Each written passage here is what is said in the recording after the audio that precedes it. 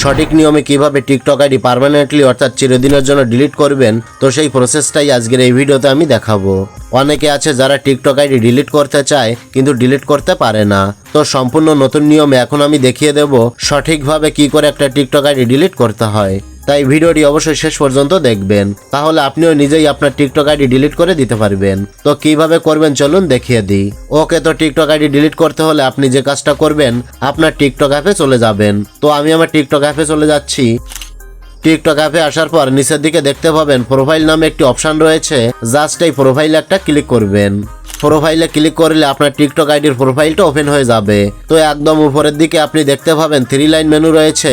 এই 3 লাইন মেনুতে একটা ক্লিক করবেন। ক্লিক করার পর আপনি একদম নিচের দিকে দেখতে পাবেন সেটিংস অ্যান্ড প্রাইভেসি নামে একটি অপশন রয়েছে। জাস্ট এই সেটিংস অ্যান্ড প্রাইভেসিতে ক্লিক করবেন। ক্লিক করার পর টিকটকের সমস্ত ইনফরমেশন সেটিংগুলো দেখতে পাবেন। তো এই সেটিংগুলোর ভিতরে দেখতে পাচ্ছেন একটা অপশন আছে অ্যাকাউন্ট নামে। এই অ্যাকাউন্ট অপশনে ক্লিক করবেন। অ্যাকাউন্টে ক্লিক করার পর সবার নিচে খেয়াল করেন রয়েছে deactive or delete account. So এই ডিঅ্যাক্টিভ অর ডিলিট অ্যাকাউন্টে ক্লিক করবেন। ক্লিক করার পর আপনার সামনে এরকম একটি ইন্টারফেস চলে আসবে। তো এখান থেকে আপনাকে দুটো অপশন দেখাবে, একটা হচ্ছে ডিঅ্যাক্টিভ অ্যাকাউন্ট আর অন্যটা হচ্ছে ডিলিট অ্যাকাউন্ট পার্মানেন্টলি। এখন আপনি যদি পার্মানেন্টলি ডিলিট করেন তাহলে যেটা হবে, আপনার অ্যাকাউন্টটা চিরদিনের মতো ডিলিট হয়ে যাবে, অর্থাৎ আপনার টিকটক থেকে অস্তিত্ব টোটালি বিলীন হয়ে যাবে। এবং 30 দিনের মধ্যে যদি আপনি আইডি এবং পাসওয়ার্ড দিয়ে লগ ইন করেন তাহলে কিন্তু আপনার আইডিটা ফেরত চলে আসবে। তাই ডিলিট করার পর 30 দিনের মধ্যে কখনো লগ ইন করার চেষ্টা করবেন না। 30 দিনের মধ্যে যদি লগ ইন না করেন তাহলে 30 দিন পর অটোমেটিক আপনার টিকটক আইডিটা পার্মানেন্টলি ডিলিট হয়ে যাবে, অর্থাৎ আপনি আর এটাকে ফেরত আনতে পারবেন না। তো আমি পার্মানেন্টলি ডিলিট করব, তাই ডিলিট অ্যাকাউন্ট পার্মানেন্টলি এটার উপরে ক্লিক করছি।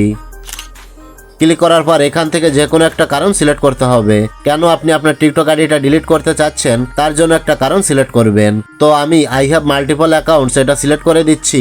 যে কোনো একটা কারণ সিলেক্ট করার পর কন্টিনিউ অপশনে ক্লিক করে দেবেন।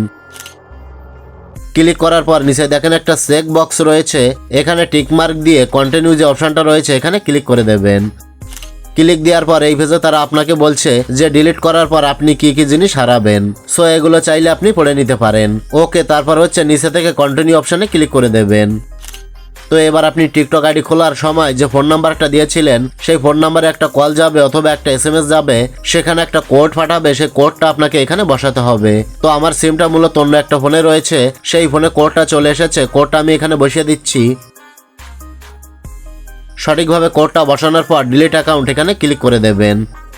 তারপর তারা আবারও একটা পপ আপ দিচ্ছে, একটা সতর্কবাণী দিচ্ছে যে ডিলিট করবেন কিনা।